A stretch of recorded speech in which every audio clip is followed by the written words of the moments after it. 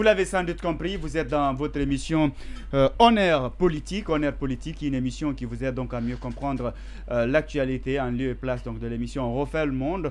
Vous aurez cette émission qui pourra vous tenir en haleine tout au long de ces congés et on s'intéresse à ces différents sujets évoqués à l'entame de cette émission. Mais on va commencer par le Niger, donc l'actualité sur le continent. Alors Alpha Oumar, le Niger avec sa transition, sa tangue, ça va dans tous les sens. Mais on est tout de même prêt à aller en découdre vaille que vaille avec la France. Et le pays où les nouvelles autorités, en tout cas, décident de se retirer de l'OIF. Et les raisons sont simples. Ils estiment que cette organisation est un bras, si vous voulez, toxique de la France.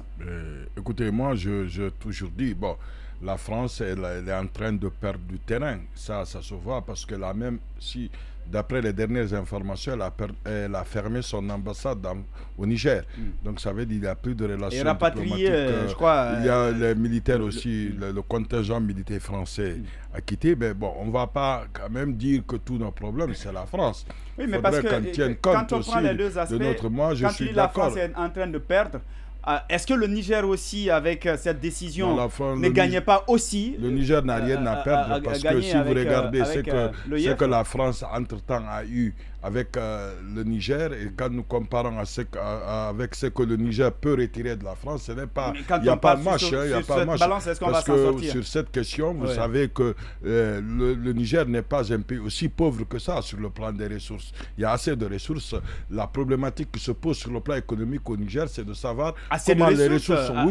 Oui, l'uranium, c'est suffisant. Je dirais pas c'est une ressource très rare. On va pas dire il y a des pays qui n'ont pas ces ressources, qui sont plus développés que le Niger. Oui, ça, donc ça veut dire qu'il y a une question d'organisation. Les Nigériens, moi, jusque-là, je pourrais comprendre un peu, parce que l'OIF, elle apporte quoi? Presque rien. C'est l'organisation des élections, des trucs la plus démocratique. Et le Niger est dans sa logique de ne pas négocier, de rompre. Il y a quand même une certaine logique.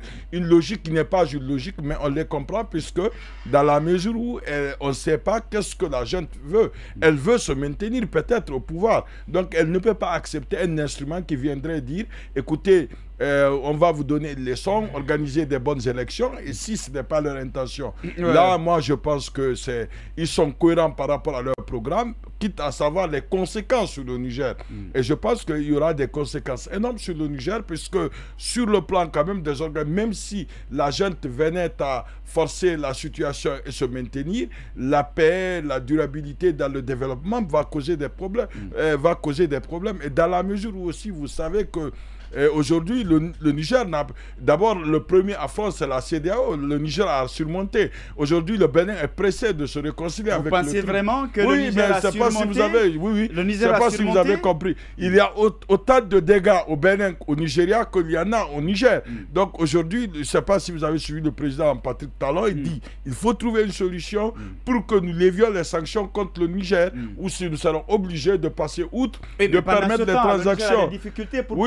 Le Niger va avoir des difficultés puisque vous savez que le problème du Niger n'est pas lié au fait d'avoir ou de ne pas avoir de l'argent, c'est un problème structurel puisque étant affilié à une banque qui est commune. Donc c'est un peu un problème qui est lié à la structure lié à un manque d'argent. Peut-être que même s'il y a de l'argent, c'est bloqué, il y a ceci, il y a cela, mais je pense qu'ils pourront surmonter. Et moi, je suis d'accord que la junte arrive, si elle arrive à quitter l'OIF, pourquoi quitter l'OIF? C'est ça, moi, c'est la question que je me pose. Si c'est pour se maintenir au pouvoir, elle va le regretter. Il ne faut pas s'en prendre à la France pour dire qu'il n'y a pas de démocratie. Et après, toi-même, tu n'instaures pas la démocratie. C'est ça. Il faudrait qu'on reconnaisse que la démocratie est une valeur. C'est un principe cardinal de gestion. C'est l'ADN du développement. Généralement, les pays, et même en Chine, beaucoup pensent qu'il n'y a pas assez de démocratie, mais en Chine, quand même, il y a un semblant de vote, des élections de façade.